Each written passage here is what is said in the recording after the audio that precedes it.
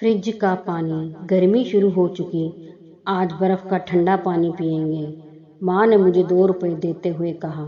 मैंने झट 2 का नोट पकड़ते हुए माँ से कहा, मुझे शर्म आती है 2 रुपए की बर्फ लाने में।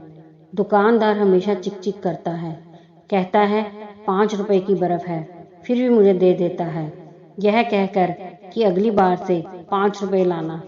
मोहल्ले के सभी लोगों के घरों में फ्रिज आ चुके हैं। सब फ्रिज का ठंडा पानी पीते हैं। अपने घर में कब फ्रिज आएगा? तब माँ बताने लगी, तेरे बापू जितना कमाते हैं सब घर में खर्च हो जाता है, हम फ्रिज नहीं खरीद सकते। मैं 2 रुपए लेकर बर्फ लेने चल पड़ा। इस बार दुकानदार अपनी बात पर अड़ गया, कहने लगा, तू फिर आ गया 2 रुपए लेकर, इस बार तुझे बर्फ नहीं मिलेगी, जा कोई दूसरी दुकान ढूंढ ले।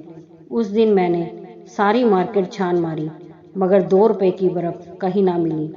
धूप में कमीज पसीने से भीग चुकी थी। चिलचिलाती तेज धूप में नंगे सर इधर उधर दौड़ता रहा। अंत में खाली हाथ वापस घर लौटना पड़ा। मन उदास था। इस बार भी गर्मियों के दिनों में गर्म पानी पीना पड़ेगा। पड़ोसी भला अपने फ्रिज का पानी हमें क्यों देंगे? एक बार पड़ोसी ने तो साफ मना कर दिया था, कहने लगे, हमारे फ्रिज का बिजली का बिल भी आता है, तुम्हारे घर फ्रिज नहीं है तो हम क्या करें? उनकी जली कटी सुनने से अच्छा है कि गर्म पानी ही पी लिया जाए। लेकिन उस दिन मेरा दिमाग खराब हो गया। बिजली चली गई। सूरज की तपन से ऊपर वाला हमारा कमरा एकदम तपने लगा। माँ और बहन तो गली के बाहर चौखट पर बैठ गई, लेकिन मैं कहाँ बैठूं? मुझे घर से बाहर निकलना, इधर उधर घूमना पसंद नहीं था। तभी गली में रिक्शा पर लगा एक फ्रिज आता नजर आया। लो, एक और पड़ोसी का फ्रिज आ गया, माँ ने बहन को बताया। मैं छज्जे पर खड़ा सुन और देख रहा था। अचानक मेरे कदम सीढ़ियों से नीचे उतरे। चौखट पर बैठी अम्मा और बहन के बीच से निकलकर मैं बाहर की तरफ चल पड़ा। माँ ने एक बार टोका भी, नेकराम इतनी भरी दोपहरी में कहाँ जा रहा है? मगर मैंने कोई जवाब न दिया। बस इतना कहा, अभी आता हूँ। मोहल्ले की एक बड़ी सी फ्रिज की दुकान पर पहुंचा। वहां बहुत सारे छोटे बड़े फ्रिज रखे हुए थे। उन फ्रिजों को देख मन बड़ा खुश हो गया। काफी देर तक उन फ्रिजों को देखता रहा। तभी दुकान के अंदर बैठे एक मोटे आदमी ने घूरते हुए अपने नौकर से कहा, जरा देख, दुकान के बाहर कौन लड़का खड़ा है, कहीं चोर ना हो, हमारा सामान दुकान के बाहर तक फैला हुआ है। वह नौकर गले में गमछा ढाले मेरी ओर बढ़ा। क्या चाहिए? इतनी देर से दुकान के भीतर क्यों झांक रहा है? नौकर की बात सुनकर पहले तो मैं डर गया कि इन्हें क्या जवाब दूं। फिर मैंने बोला, जी हमारे घर फ्रिज नहीं है, मुझे एक नया फ्रिज खरीदना था। मेरी बात सुनकर नौकर मुझे दुकान के भीतर ले गया और दुकानदार से मिलवा दिया। दुकानदार ने मुझे नीचे से ऊपर तक देखा। पतला दुबला शरीर, बदन पर पसीने से भीगी हुई एक पतली सी कमीज, पैरों में पुरानी घिसी चप्पल, उम्र 13 साल के आसपास। हाँ बोल छोकरे, तुझे क्या चाहिए? हम फ्रिज बेचते हैं। तब मैंने कहा, मेरे पास पैसे नहीं हैं, मगर एक फ्रिज खरीदना था। दुकानदार ने एक फ्रिज की तरफ इशारा करते हुए कहा, यह लाल रंग का फ्रिज, इसकी कीमत 3,500 रुपये है। तुम्हारी जेब में कितने रुपए हैं? दुकानदार की बात सुनकर मैंने कहा, अभी तो नहीं है इतने रुपए, लेकिन मैं इंतजाम कर लूँगा। क्या आप मुझे नौकरी पर रख सकते हो? दुकानदार ने मुझे गौर से देखा और कहा, हम बच्चों को काम पर नहीं रखते, बड़े बड़े फ्रिज रिक्शे पर लादने होते हैं, तुमसे तो फ्रिज हिलेगा भी नहीं, घर घर फ्रिज पहुंचाने भी पड़ते हैं। तब मैंने कहा, मैं सब काम कर लूँगा, आपको शिकायत का मौका नहीं दूंगा। मुझे एक फ्रिज खरीदना है, इसके लिए मैं सब कुछ करने के लिए तैयार हूँ। तब दुकानदार कहने लगा, मैं तुम्हें नौकरी पर नहीं रख सकता, बात समझा करो, तुम अभी बहुत छोटे हो। मैं 2 घंटे तक दुकान के बाहर धूप में खड़ा रहा। फिर अचानक दुकानदार बोला, इधर आओ। दुकान के अंदर। क्या नाम है तुम्हारा? जी मेरा नाम नेकराम है। कक्षा 7वीं में पढ़ता हूँ। ठीक है, मैं तुम्हें नौकरी पर रखता हूँ। मैं चाहता हूँ तुम्हारी पढ़ाई भी न रुके। तुम रोज सुबह 9 बजे मेरी दुकान पर आओगे। 3 घंटे काम करोगे। दोपहर के 12 बजते ही तुम घर चले जाना। तुम्हारा स्कूल दोपहर 1 बजे लगता है। शाम को स्कूल से 6 बजे छुट्टी होने के बाद तुम सीधे दुकान पर आओगे। 1 घंटे काम करोगे, फिर घर चले जाना। यही रोज का नियम रहेगा। दुकानदार से नौकरी की बात करके मैं खुशी खुशी घर लौट आया।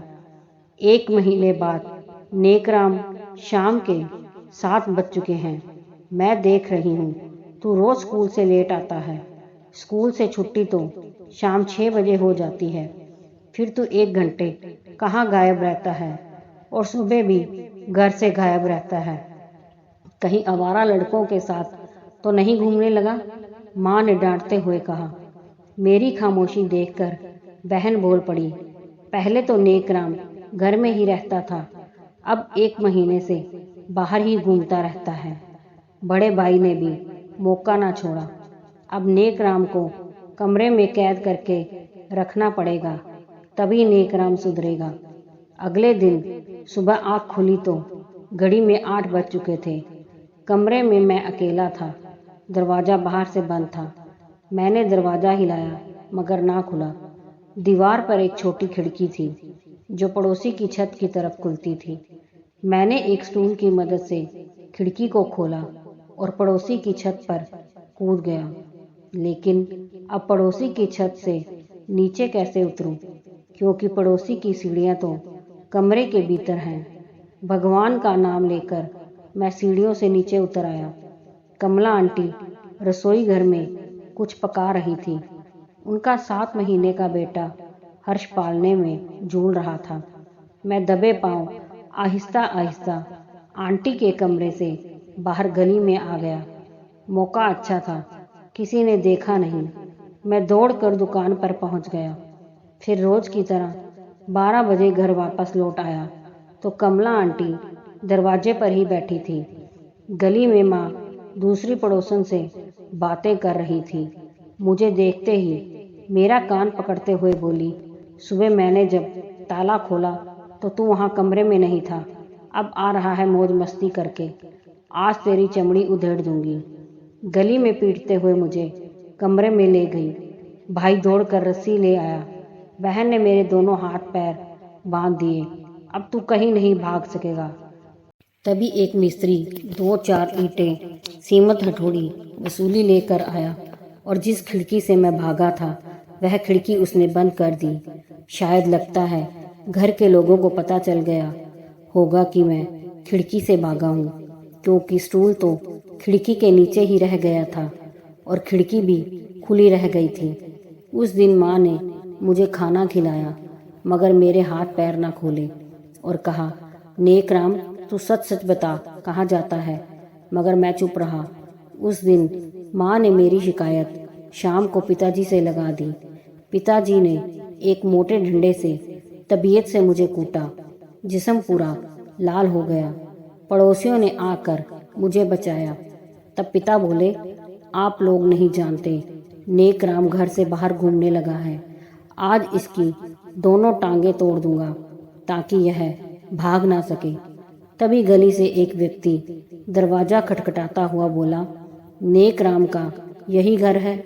पिताजी ने छज्जे से झांका तो एक रिक्शे वाला अपने रिक्शे पर एक लाल रंग का फ्रिज रखे जोर जोर से नेकराम नेकराम पुकार रहा था। तब पिताजी ने माँ से कहा, लगता है किसी पड़ोसी ने नया फ्रिज मंगवाया होगा, मगर यह नेकराम क्यों बुला रहा है। अम्मा ने कहा, जाओ गली में पता करके आओ आखिर बात क्या है और फ्रिज का पता लगाओ किस पड़ोसन ने मंगवाया है। भाई ने जवाब दिया, काले राम की किराने की दुकान है, खूब चलती है, उसी ने मंगवाया होगा। रिक्शे वाले ने अब तक फ्रिज हमारे घर की देहरी पर रख दिया। तब माँ बड़बड़ाती हुई बोली, अरे रिक्शे वाले भैया, किसी और का फ्रिज हमारी देहरी पर क्यों रखते हो, उठाओ इसे। जिसका है वही ले जाओ। तब रिक्शे वाले ने कहा, मेरे पास एक रसीद है, इसमें इसी घर का पता लिखा हुआ है और गोपाल नाम लिखा है। तब पिताजी बोले, गोपाल तो मेरा ही नाम है, पता भी हमारे घर का लिखा हुआ है, मगर हमने तो कोई फ्रिज नहीं खरीदा, शायद तुमसे कोई भूल हो गई होगी। मैं छज्जे पर खड़ा सब देख रहा था। अम्मा बोली, हमारे घर तो खाने को एक दाना नहीं, हम फ्रिज कहाँ से खरीद सकते हैं। और नेकराम के बापू तो दुकान पर फ्रिज खरीदने गए भी नहीं। इतने में फ्रिज के दुकान का मालिक एक स्कूटर पर बैठा गली में आता नजर आया।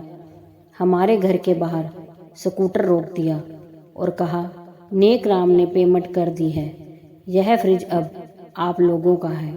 नेकराम 1 महीने से हमारी दुकान में नौकरी कर रहा था। बड़े बड़े फ्रिजों को मकान के ऊपर पहुंचाना कोई आसान काम नहीं है। पढ़ाई के साथ साथ पार्ट टाइम जॉब करना और घर में किसी को ना बताना बहुत बड़ी बात है।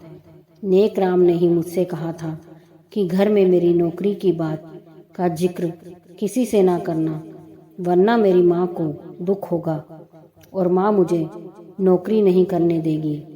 नेकराम ने यह भी कहा था, जब फ्रिज के रुपए इकट्ठे हो जाएं, तब यह फ्रिज मेरे पिताजी के नाम पर रसीद काटना। घर में पिता के होते हुए मैं रसीद में अपना नाम कैसे लिखवा सकता हूँ। इसमें मेरे पिता का कहीं सर झुक ना जाए। मैं भी मोहल्ले वालों को बताना चाहता हूँ कि हमारे पिताजी ने भी हमारे लिए एक नया फ्रिज खरीदा है। गली में भीड़ इकट्ठी हो चुकी थी। मैंने कान पकड़ते हुए कहा, आज के बाद बिना बताए कोई काम नहीं करूँगा। उस दिन माँ बहुत रोई जब मेरे हाथों में छाले देखे।